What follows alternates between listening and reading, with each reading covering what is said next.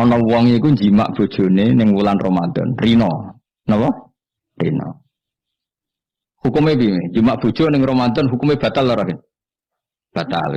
Pinter sanad pinter separo lah. Kemudian jimak bojo ning wulan Ramadan itu hukumannya berat.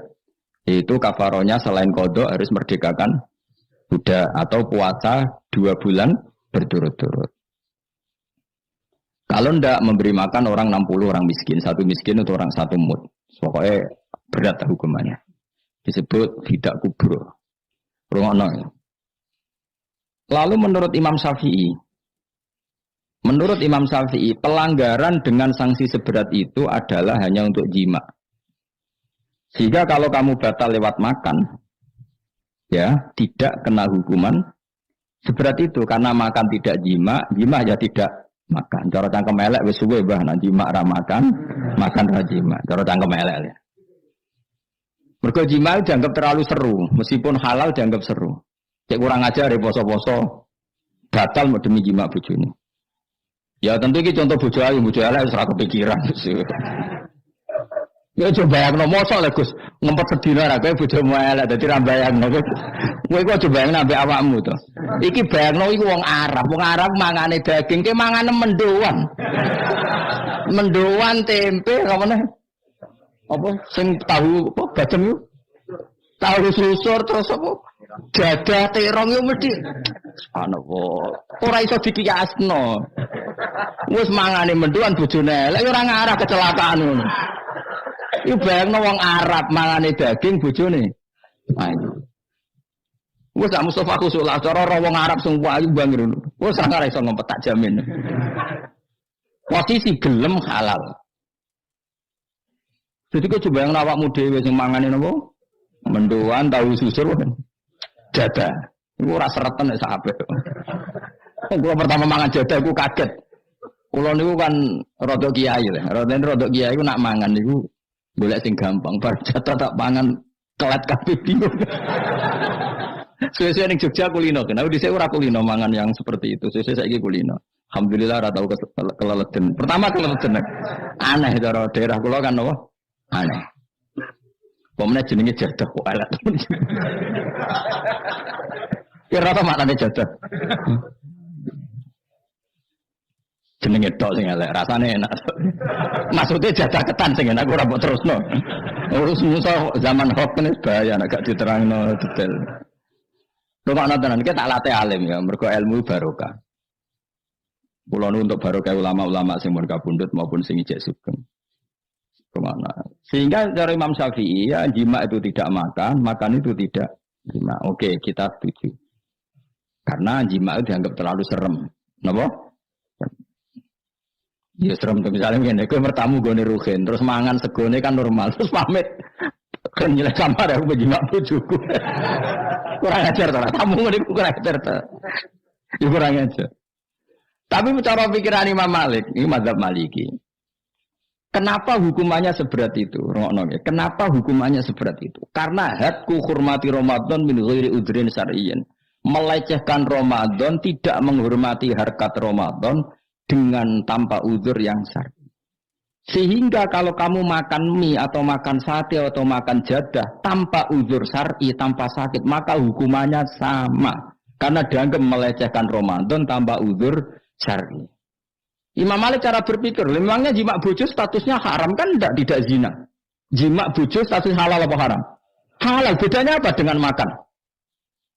Kejima lebih mangan bedanya apa dalam hukum halalnya? Sama kan? Kenapa hukumannya berat padahal jima itu halal? Karena hadku hormati Ramadan min ghairi udzrin syar'iyyin, merusak kehormatan Ramadan tanpa udzur syarak sehingga dihukum seberat itu. Kalau gitu tidak harus jima, makan ya sama, rokokan ya sama, apa saja sama. Paham ya? Ya sudah seperti itu, namanya al-hikin nazir bin nazir wal asbah bil asbah. Maka menjadi lazim dalam hukum fikih ketika sesuatu disebut itu mewakili yang lain yang semakna, jadi disebut kias. Saiki wong malah gergakno sunah Nabi keliru. Sunahnya mana? Sunah mbahmu. Zaman Nabi Sugeng wis ana kias. Justru Nabi menyuruh kita pakai kias karena sunnah itu tidak cukup. Kenapa tidak cukup? Karena Nabi yang pernah dilakukan Nabi tentu jumlahnya batas. Mau tidak mau dalam hukum terkini kita pakai kias. Nah, saya sidik orang oleh kias kudu sunnah. Maka untuk melawan seperti itu saya kudu cangkem elek gerem. Tapi cangkem elek kerape ulama kok cangkem elek. Malah tak wakil lo kuwe sing wis pantes cangkem elek. Kok di murid cangkem elek kan. Ya kok kowe ngene maksudnya ditakoki. Gimana hukumnya salaman setelah sholat? Oh enggak ada tuntunannya. Bid'ah. Jare sing sitok kubu sebelah mau jorone. Jare sing santriku ya rada kurang ajar kok kowe ini. Jare santriku ya tidak usah dihukumi bid'ah, biasa saja. Mana ada di fikih hukum biasa saja? Ya pokoknya biasa saja. Alasannya apa? Kamu setelah sholat ke kamar mandi boleh enggak? Boleh. Kamu setelah sholat kencing boleh enggak? Boleh. Ke kamar mandi kencing boleh. Lalu nyalakan HP boleh. Nah kenapa kalau salaman enggak boleh? Bedanya apa dengan nyalakan HP? Waduh cangkem elek. Iya cerita cangkem elek. Maksudnya itu akhirnya satu-satu yo satu-satu. Lah kula sebagai kecelok wong alim do takok aku, dua-duanya takok. Cara jenengan sepundi? Padha nganggure ya meneh. Lah kok saged Gus? Ning dinggon argumentasi hukum kok ketemu pangerane debat, ben pangeran sing mutusno. Karena ngene ku sepodo lucune. Padha lucune lho wong padha nganggure debat ngono lha opo? Nek wong parek pangeran, bar salat ben nguyo timbang nguyo ning masjid. Sing kepengin salaman nggih monggo salaman. Ora mbek wong ayu mbek Rugen Mustofa ndak habis sahabat nang padha. Ya monggo. Sapi jagungan nggih monggo, wis biasa wae. Sementing nak bersolat bersalam wis aja salat meneh, engko salat bak dia. Jadi dulu Nabi malah nak bersolat mesti omong-omongan. Mergo kesunatane memisah salat fardu dan salat sunat. Maka lakukan sesuatu, di antaranya merubah tempat duduk atau ngendikan. Jadi dulu itu enggak terikat.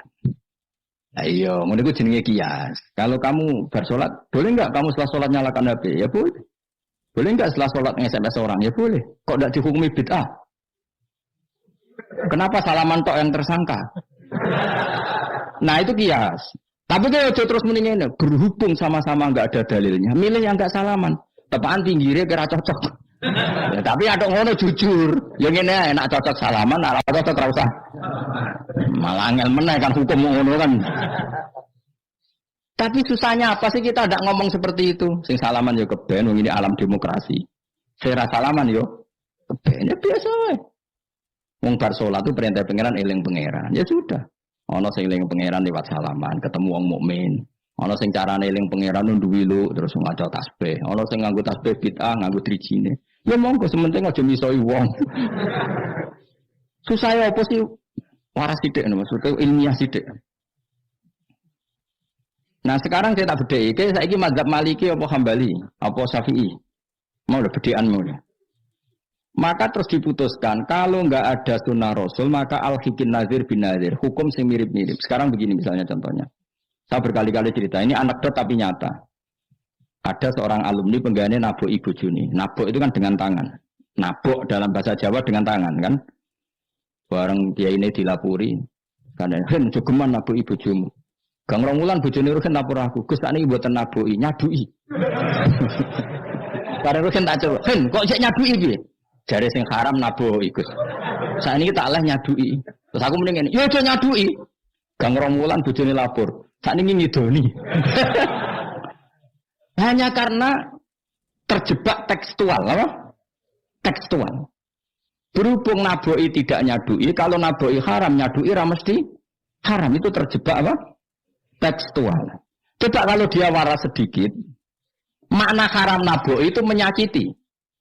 Saya ulang lagi, makna haram naboi itu maka nyadui juga sama, ngidoni juga sama, ngember nganti utang-utang tonggo yo sama, karena itu sakit loh perempuan utang-utang.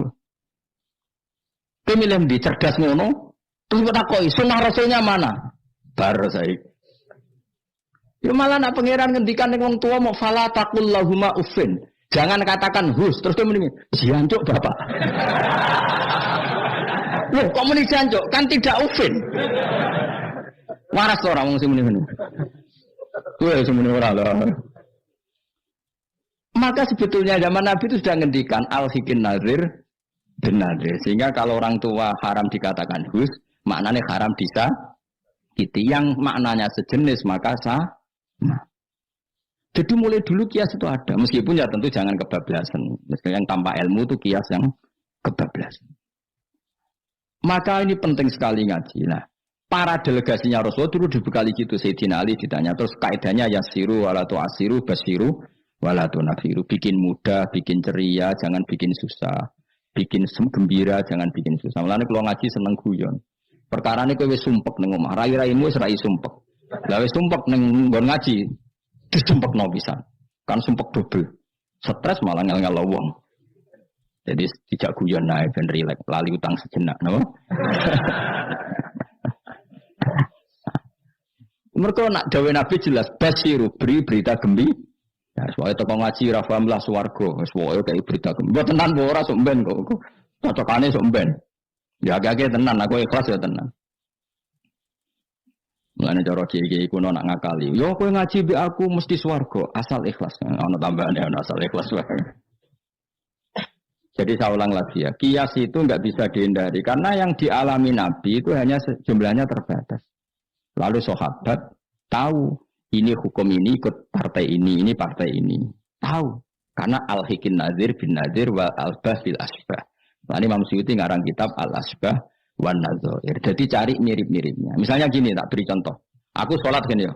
Allahu Akbar. Kemudian ada setengah upo, bukan sampai satu. Setitik. Tilik terus kelek. Itu kecelok makan apa kecelok keuntal?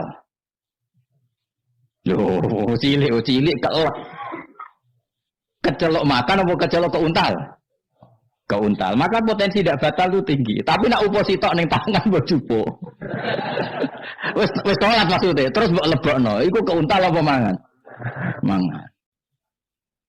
Jadi akhirnya kita bedakan mana yang amdan, mana yang sahwan. Sehingga yang amdan meskipun kecil hukumnya makan. Kalau makan berarti membatalkan sholat. Tapi ning bab tamu, sholat itu batal dengan makan. Tapi ning bab tamu, jong tamune kayak nomangan, tamune kasih makan, terus bukai uposito. Ini di bab sholat sudah makan namanya.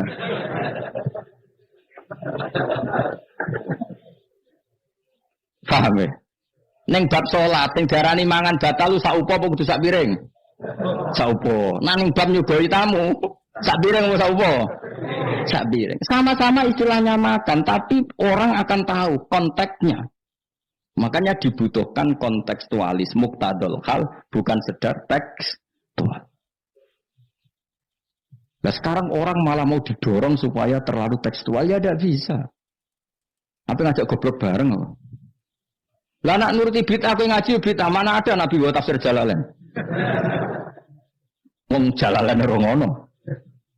HP Nabi ora tau nganggo HP. Pemene WA-an tambah ora tau. Partai, zaman Nabi apa ono partai ngene.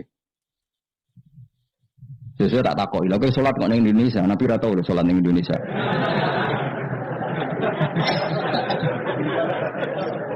Malah panjang kan kalau diterus-teruskan.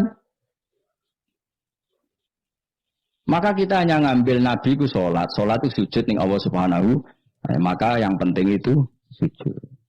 Nabi ketika sujud itu baduke sak ngisore aliyah sangi sore bokong, maka syarat saya sujud itu dari ulama-ulama bokongnya kudu sak ndure bathuk. Oke. Tapi tentu itu contoh kondisi normal. Lah saiki misalnya ana wong sujud delalah nggone ndas iku tingkat. Tetep sah ta ora? Kaya sujud ning nggone daerah-daerah sing kaya ning Arab lho, nek saya haji sujud ning bokong lho. Ya sudah, jenenge darurat itu tidak kondisi normal, selalu istisna dalam keadaan darurat. Makanya ketika Imam Ghazali sama ingat betul.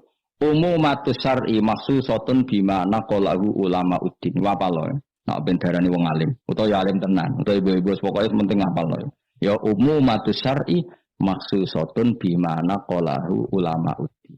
Utawa bima naqalahu ulama uddin samiin. Sesuatu yang umum dalam redaksi syariat pasti ada istisna. Yang ulama itu tahu, istisna itu pengecualian. Misalnya begini, saya ngomong gini. Nyekel bojone wong haram ta ora? Jawab ya. Jawab kan. Nyekel bojone wong haram ta ora? Haram mutlak apa ana pengecualian? Haram mutlak. Pemenang ayu kan tambah haram. Elek haram. Tapi tetap meskipun itu tidak diungkapkan ulama, semua ulama ngendikan nyekel bojone wong haram, haram besar. Ya selain haram rawan dibaca nak bojone Madura. Ya haram plus rawan dibaca. Tapi misalnya terus berdasar pegangan itu, sono bocah ayu kelintir ning selokan. Terus mbok baro. Kok mbok baro kan haram Gus. Ya mati lah dul. Meskipun tanpa istisna orang tahu dalam konteks seperti itu pasti istisna. Paham ya? Ad-darurat tubihul, maka harus kamu selamatkan. Lah anak wis selamat kok ijek mbok cekel iki. Iku mulai batas itu. Meskipun takbirnya tadi haram memegang perempuan, haram melihat perempuan. Ada aturannya. Maka ulama kemudian membuat beberapa pengecualian. Haram melihat perempuan kecuali untuk kesaksian, untuk mulang, untuk mergawe. Untuk mergawe kalau wong soleh lah nak apik haji, gelem ra gelem ndelok pramugari. Kan kau ana pramugari kok Mustafa jenggoten-jenggoten. Kepengen wong Melayu tapi. Gelem ra gelem kan ke delok pramugari, tapi ya sekadar muamalah. Nah saya gitu orang canom nem nakal. Gus kula delok cawe wedok, tapi muamalah ngopi. Waduh iku perkara. Sing muamalah ngopi ngene lho, ana kiai saleh lunga maro Jakarta, kepengin ngopi terus mandek, kebetulan bakule ayu, lha iku halal. Mergo niate ngopi kebetulan bakule ayu. Nak kowe kan mbok bidhe, mana bakul sing ayu. Terus mbok parani, lha iku beda. Yo, dadi beda wae. Nak kepengin halal yo. Kowe iku maro Jakarta yo. Gak pilih-pilih terus ngantuk ngopi, kebetulan bakule ayu. Terus ngopi mu sak kadare, umumnya ngopi 10 menit ya tetap 10. Nah itu insyaallah halal. Tapi nak kowe bidik sekian titik. Terus kamu menentukan arah ngopi di mana. Iku masuk muamalah ya tetap ya terus nodi. Jelas iku beda. Karena tadi umumatus syar'i iku maksusatun bimana qalahu ulama uddin. Jadi meskipun takbir itu umum, misalnya gini. Misalnya ini contoh gampang. Siapa saja yang membunuh orang mukmin maka dia masuk neraka selama-lama. Bunuh orang mukmin. Redaksinya wa may yaqtul mu'mina muta'ammidan fajazaa'u jahannamu khalidan fiha. Lalu ada eksekutor kisos. Saya ulang lagi, eksekutor kisos. Misalnya Ruhin bunuh Mustafa yang amdan. Kan kena hukum kisos. Kemudian eksekutor ini bunuh Ruhin. Ini masuk ayat itu enggak? Enggak kan karena dia bunuhnya karena tugas. Padahal ayatnya tadi siapa aja yang membunuh orang mukmin, padahal eksekutor juga bunuh orang. Tapi kan nggak bisa masuk itu, paham ya? Terus ada lagi contohnya, kita alat fikih, ben pinter, ya ben pinter, atau ibu pinter, gak apa-apa mantas sababi komen bahwa minggu, ibu pinter, insya Allah ditulis pangeran, ya pinter, pangeran itu gampangan, pangeran itu partai politik, khusnudonan gampang pangeran. Jadi orang wong ibu soleh ditulis. Bukan karena Allah nggak tahu, piro-piro sing diibu-ibu wong soleh. Nah si ibu katokan cekak nih rong barat malah repot nih, paham ya? Misalnya ono wong ralim kok serbanan kayak protes, apa-apa. Nah ibu wong barat katokan tok malah repot. Terus ngono ae makome cek ngono mau. Contohnya nih, jutuk barangnya wong tanpa pamit haram tau ora? Haram. Wes yakin? Saiki ono buajar gede, terus sing iso nyelametno iku debok pohon pisang tanggamu. Terus kowe haram nak gak pamit. Mbok golek wonge ora ono banjir-banjir. Kayak sedeng mati. Iku wajib ngetok tanpa pamit. Sing duwe wajib ngekeki izin suatu saat konangan iku. Nah nek nuruti fikih ya kudu izin. Nah, tapi hukum ini iki maksusah ditertentukan dalam kondisi normal. Nak kondisi ra normal langsung kowe ngetok. Wet mau terus mbok go ngelangi. Iku halal tanpa izin. Nah kecuali ngene butuh sitok mumpung untuk izin ngetok 5. Sing 5 ben sing duwe kuwapok. Ya kurang ajar lah dul izin. Maka kemudian ulama menyusulkan kaidah ad-darurat tubihul mahdzur. Dalam keadaan tertentu ini boleh. Nah artinya gini, enggak bisa. Sidik-sidik sunnah Rasul bisa karena yang pernah dilakukan Nabi jumlahnya terbatas. Maka al-hikin nazir bin nadir. Yang mirip-mirip ini disamakan mirip-mirip ini. Yang mirip-mirip ini disamakan mirip. Makanya, nah kemudian ada hal-hal yang kita tidak pernah tahu persisnya. Kayak kasus tadi, orang jima istrinya di Ramadan. Cara pikiran Imam Malik, illatul hukmi adalah hadku hurmati Ramadan biwiri uzrin syar'iyyin. Maka makan sama, minum. Cara pikiran Syafi'i ya enggak, kalau jima ya jima saja, jangan yang lain. Kesetujuan di. No, pikiran rodok beling, pikirannya wong Hanafi. Khilah itu rodok beling. Rodok beling ini, misalnya ke poso-poso kok lesu banget. Moka wedi kena hukuman niku. Tapi kowe Hanafi ta Syafi'i ya ngaco. Apa ya ora Syafi'i ra Hanafi, padha ora paham ya kok. Hanafi apa Syafi'i? Syafi'i apa Hanafi? Kan biasanya anak cilik milih sing guri. Ayo Syafi'i ta Hanafi? Hanafi ta Syafi'i? Bulan-bulan ini cek Syafi'i. Nah cara orang Hanafi ngene, kowe nek lesu banget kan. Kowe moka langsung wedi apa? Kena sanksi berat. Cara Imam Hanafi, khilai ke lunga. Jadi lesu tak iki awas kena beling. Langsung dia paham berarti beling kabeh sing ngajar. Allah masuk, terseling, wah tuan kesbahan. Kan aduh, nak delok penyanyi dangdut kan gak untuk rukhsah. Karena rukhsahnya syarak hanya untuk taat. Jadi nak niatem delok dangdutan kan gak untuk rukhsah. Wah, Allah masuk banget. Cara ngene kan, wah tuan kesbahan. Karena tuan kiai kan ibadah. Nah, ketika kowe niat sowan iku wis musafir. Musafir wis ning giwangan ngopi. Ya wis. Iku khilayo. Tapi kok ya pengiran tetep berso. Iku kabare ngene, Mas, kabare. Sampeyan nang bun rokok dilebokno tong. Sampai malaikat ditendang. Protes. Lah kula mboten ate dosa kok bun rokok. Gak nglebokno tong.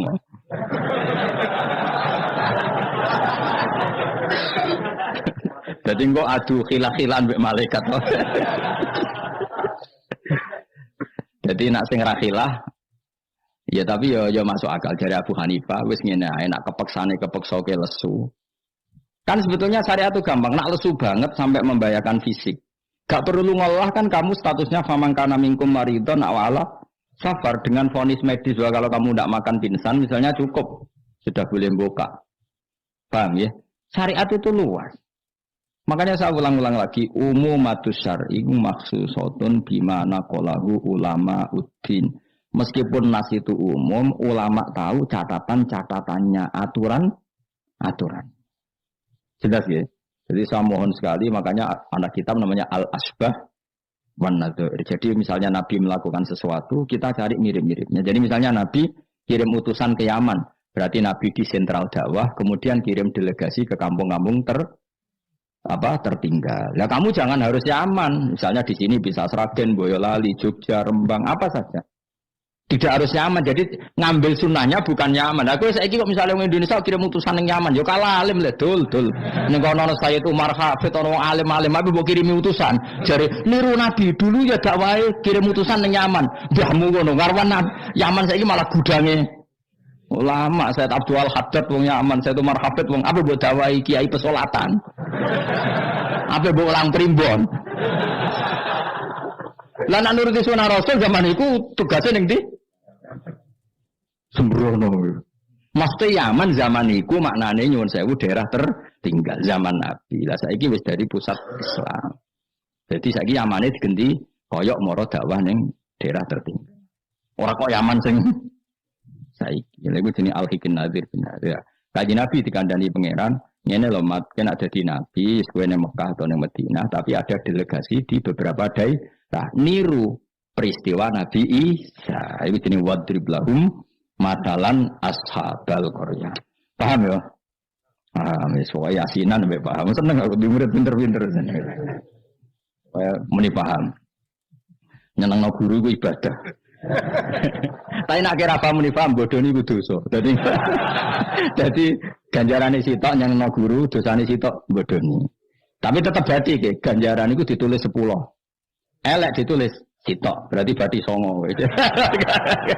Ya kan al hasanatu bi asri amsaliyah, berarti piro? 10. Bodoni ditulis sitok, berarti cek piro? Songo, cek berarti lah, cek berarti. Niku hadis lho kang kira oleh bantah. Ya, pokoknya agar manja bil hasanati falahu asyru amsalih. Wa manja bi sayyiati fala yujza illa misal iku Qur'ane ngoten, hadisnya jelas. Nah, apik ditulis pinten? 10. Iku wae 10 minimal, Kang. Nak tepaan malam apik banget ila sabimi atidifin ila atafin kasiro dilipatkan 700 sampai ila atafin apa? Kasiro. Mun kula terusno. A'at takhidu ana ta ngalap sapa ingsun. Bil hamzataini tetep gam-gam loro min huma taqaddam. Maksudnya iso tasil iso tahqiq. Fi angdartahum bahwa ta atas istifham bi makna nafi kan maknane nafi. Min dunihi saking liyane Allah. Ghairihi tegese liyane Allah. Aku ngalap alihatan. Mosok aku iku mbok kongkon ngangkat alihatan ing pangeran. Asnaman tegese pira-pira pangeran. Sing iyurit nilamun ngersakno ning ingsun sapa Ar-Rahmanu Allah sing Rahman bidurin kelawan bahaya la tuhni mongko ora nyemugeno aning sang ingsun apa syafaatum syafaate asnaf. Masa saya disuruh menyembah berhala yang kalau Allah murka sama saya berhala itu tidak bisa berbuat apa-apa karena memang tidak bisa apa-apa. Podo-podo nyembah ya zat yang bisa melakukan apa saja yaitu namung Allah Subhanahu wa taala. Allati kan za'amtumuha kang nyangka sira kabeh ing aliyah mbok sangka sian ing manfaat. Padahal gak ada manfaatnya sama sekali berhala-berhala. Iku wala yang gitu lan ora iso nyelametno sapa para berhala ning ingsun. Uti wala yang gitu sifatu alihah disifati lafat alihah. Ini saat temen ingsun idzan nalikane nyembah berhala. In abadtu tegese lamun nyembah ingsun kaya wa ing liyane Allah. Iku lafi dolalin, iku ing dalam kesesatan mubinin kang jelas bayinin jelas. Kalau saya menyembah selain Allah pasti sesat. Sarwan nyembah liyane Allah mesti sesat. Ini saat temen ingsun iki dawuh Habib An-Najjar. Ini saat temen ingsun amantu iman sapa ingsun birobikum lan pangeran sira kabeh. Fasma'u mongko ngrungokno sira kabeh ning ingsun. Ini bukti ya bahwa kebenaran harus dimaklumatkan ya. Jadi kebenaran harus apa dimaklumatkan karena ketika Habib An-Najjar sudah benar, saya iman kepada Allah. Allah adalah yang Tuhan hakiki. Fasma'un dengarkan ini. Karena semua kebenaran harus disampaikan. Jadi enggak boleh kebenaran dirasakan diri sendiri. Ya, makanya kalau iso maca Jalalain ya tak sampaikan lewat ngaji seperti ini karena menyimpan ilmu itu dosa. Sampean tinggal menerima gak paham buang kune barang ngrungokno ora paham. Paham ya? Alhamdulillah. Mengko kula tak matur pangeran Gusti mun do paham alhamdulillah. Ini satu meneh sun aman tu iman ingsun biro bikum lan pangeran sira kabeh fasma'u mongko ngrungokno sira kabeh ingsun. Ya seperti ini. Ayat ini kan tentang orang Antioquia, tapi kita bisa meniru bahwa kebenaran harus disampaikan meskipun di depan orang yang kadang belum menerima. Nah ini kaum ini kan belum menerima, iya betul. Toh tetap disampaikan. Oh kalau gitu kebenaran harus disampaikan meskipun pada kelompok yang kadang tidak menerima, enggak apa-apa. Keputusan apapun pasti ada kelompok yang tidak menerima. Itu sekunane ku, mulane biasa wae, ora usah serius untuknya. Mesti ada yang menerima, ada yang tidak. Ya biasa wae. Ana sing darani kowe bodoh, sing darani pinter, sing anggap pinter anggap ae bener, sing darani bodoh kok. Ono gampang kan. Utawa kowe nak tawaduk sing darani goblok iku bener, sing darani kok pinter. Oke milih ndi? Wis das wong nganggur, mikir ngono iku wong nganggur. Mestinya wong iku pikirane namung setunggal diridani Allah napa mbah. Mulane latar, urip nang donya umuk sitok, kang golek ridane Allah sepurane iku wae sing mbok pikir. Lah apa kowe mikir liya-liyane? Ruwet. Pikir niku mawon. Misale kula ngaji tak pikir entuk ridane Allah Ta'ala, ora usah mikir santri rohae guru. Itu rohae cok ora entuk ridane Allah selesai, napa? Kok repot ning dunya, repot. Sing di dunya pangeran kok mikir ridane manusa, pusing. Mikir ridane napa? Pangeran warido kamat lubi napa? Warido ka matlubi. Soale mulane dungane ulama-ulama dhisik lakal hamdu idza radita walakal hamdu ba'dar ridha walakal hamdu hatta tardo. Ini diwolak-walik ki sami mawon manane ya Allah. Kula suwun jenengan ridho teng kula. Segala puji bagi Engkau hatta tardo sampai jenengan ridho teng kula. Walakal hamdu ba'dar ridho. Walakal hamdu hatta tardo. Semoga iki ngoten orientasi ulama riyen. Makanya dawuh Sayyidina Umar, dawuh ulama-ulama, wong sing kepengin ora mati sul khotimah kon maca napa tiap pagi napa raditu billahi rabba wa bil islami dina wa bi Muhammadin nabiyyu wa rasulah. Jadi setiap hari kita memperbarui perjanjian, ya Allah saya sudah puas Engkau sebagai Tuhan. Saya puas sepuas-puasnya bahwa Engkau yang sebagai Tuhan. Kalau yang jadi Tuhan tidak selain Engkau, wah kacau dunia. Sehingga orang itu terbiasa ridho be Allah. Untuk rezeki ini ya senang ditakdir sujud ya senang. Sehingga kita ketika sujud itu luar biasa. Karena itu kenangan terbaik kita di akhirat. Rumang samu kenangan terbaik di akhirat itu jadi pengamat. Sebenarnya disoting yang akhirat ke omong terus. Kowe takoki pangeran, kenapa kene dunia omong terus padahal dunia sing ngatur aku, gak iso jawab. Tapi aku disoting pangeran zaman yang dunia sujud. Wah, keren, wah. Keren. Kenapa ke sujud? Terang arah pangeran takok ngono. Mergo wis adune manusa ini napa? Sujud. Maka kenangan terbaik kita di dunia adalah apa? Sujud. Makanya Rasulullah kalau muji sujud sampai ngendikan hatta takuna sajdatu khairan minad dunya wa ma fiha. Pada akhirnya nanti kamu mengakui bahwa satu sujud lebih baik ketimbang dunia dan karena itu identitas kita, status kita. Sujud adalah identitas kita, status kita. Makanya kenangan terbaik kita di dunia adalah pernah apa? Sujud. Ya sudah itu saja. Yang lain-lain itu variasi. Bahkan kita cari makan supaya kuat sujud. Boleh konco ngaji semakin yang sujud sama Allah banyak. Mulane apa sujud ma'as sajidin. Kita cari komunitas yang sama-sama sujud.